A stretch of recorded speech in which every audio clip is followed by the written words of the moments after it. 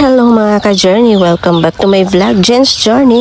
Ayan, for today's video, andito pala kami sa Turel, guys, sa mall of Turel, syempre. So ayan, with my partner, syempre bibili lang kami ng sandal kasi yung mga sandals namin, guys, so matagal na yon, siguro isang taon na, so once a year kami makabili, diba rin bihira makabili, basta worth it naman yung mabili. Bibili ka ng mumurahin, mabilis lang din yung So ayan, so namili muna ako dito kasi yung isa may pinuntahan pa. So wala akong ibang napili, gusto ko lang yung simple. Ayan, paiba naman ako ng kulay ngayon. Siyempre dito tayo sa Adidas Boutique. Ayan, at G-Mall Turel. Siyempre nakapili na ako ng akin.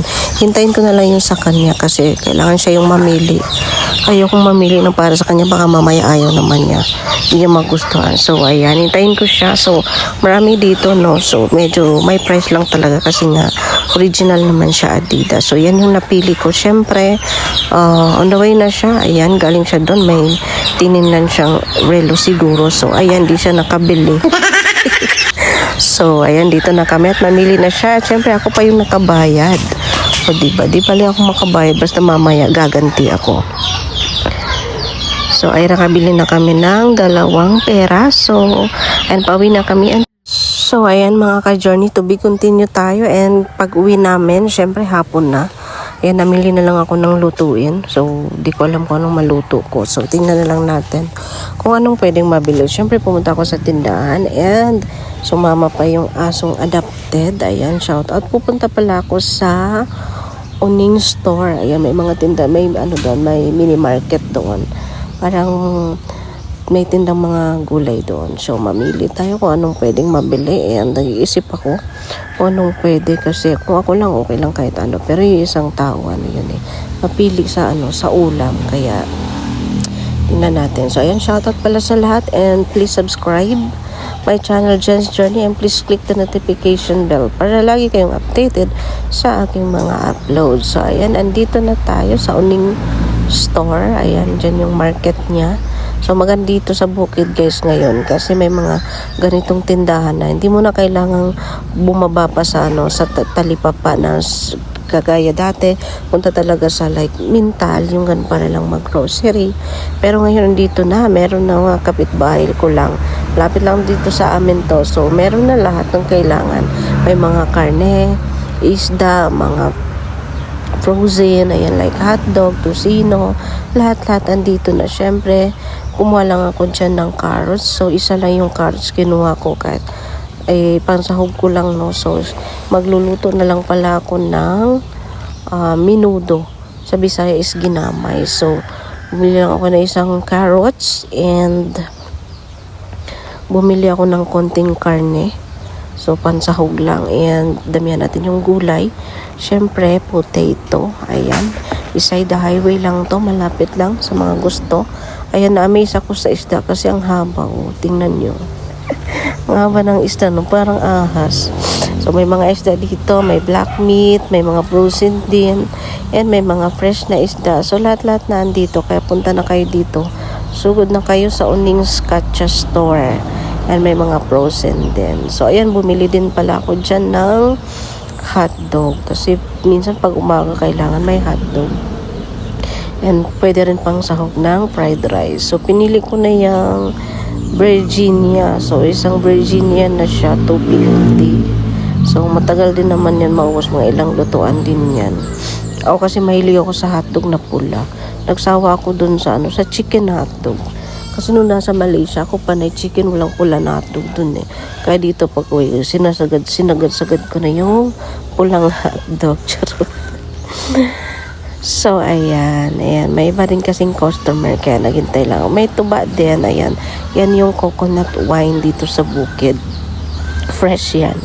So pag natagalan na, ayan, maano na yan siya, pwede nang gawing suka. Masarap ang suka sa guys, sa niyog. Suka sa tuba tawag sa amin. So ayan, namili ako ng potato kasi medyo mahal ang potato ngayon. Ayan, piling lang tayo mga ilang piraso, pansahog lang din natin sa ating minudo. Ayan, paborito din kasi yan ng partner ko, mga minudo, ayan, manok, adobo, yung mga prito-prito, yan yung mga gusto niya. Ako naman kasi okay lang sa akin, may tuyo, yung gano'n na ulam. So, ayan, meron ding mga gulay. Ayan, shoutout kay Uning. So, namili lang muna ako dyan para ipatimbang ko. Para maaga akong makaluto. Para mag-cellphone lang pagkatapos magluto, diba? So, ganun yung buhay. Siyempre, may manok din sila dito. Ayan, pwede nyong ipahiwa. Ayan, ako pag namili ako dito ng mga ganito, ipahiwa ko siya para, kasi sa bahay, yung, di matalas yung ko yung knife. Ay, bumili din ako ng 2 chorizo. Ayan. Masarap yung chorizo na kaso walang lumpia. So, hindi ako nakabili ng lumpia. Ayan. Yan lang muna yung chorizo at saka hotdog. Then, bumili ako ng konting karne. Ayan. So, malaki-laki din yung nabayad ko dito. Almost 600 plus. So, ayan. Okay naman kasi may freezer ko na lang yung hotdog at saka chorizo. Hindi naman yan masisira, diba? So, may ibang customer din. And, ayan. Okay, patapos na. Siyempre, pagdating dito sa bahay, hiniwa ko na agad yung mga lulutuin ko. Kasi nga, hindi na ako nakapag-video guys na naghiwa ako. Kasi, mahirap walang taga-video. Walang matinong So, ayan, inuna ko muna yung pinray yung carrots at saka potato. Ganun ako pag magluto ng menudo. Siyempre, pagkatapos nun, inano ko na yung karne. Inuna ko muna yung taba niya. Pagkatapos yung laman. And siyempre, dinlagay ko na yung potato at saka carrots para madaling lumambot. And nilagyan ko na ng tubig. Tinimplan ko na yan, guys, ng oyster, ayan, tuyo, at saka magic syrup. Siyempre, konting asin lang para hindi mas maalat. And nilagyan ko na din yan ng food coloring para may kulay. Para makulay ang buhay. So, ganun talaga pag menudo or ginamay, guys. Better talaga may kulay yan siya. Ayan, para hindi maputla. So, ayan. Nilagay ko lang siya, pinapaboil. And syempre, nilagay ko na yung konting green peas. Ayan, maliit lang siya na pack na green peas kasi mahal din. Konti lang naman yung niluto ko. Ayan. So, halo-haloin ko lang hanggang mag-boil, hanggang sa lumambot yung mga gulay at saka yung karne. So, mamaya pag lumambot na, ayan, ilagay natin mamaya yung flour. Lagyan natin ng flour para mag-sticky siya. So, mas masarap kasi pag sticky. So, ayan. Medyo malambot na yan. And nilagay ko na yung flour dyan. Kita nyo, sticky na siya. So, ganun lang kasimple. And ready na ang ulam namin for dinner. Maghintay na lang ako sa partner ko para sabay kaming kakain. So, and syempre, nagbigay din ako dun sa auntie ko. Ganun kami dito.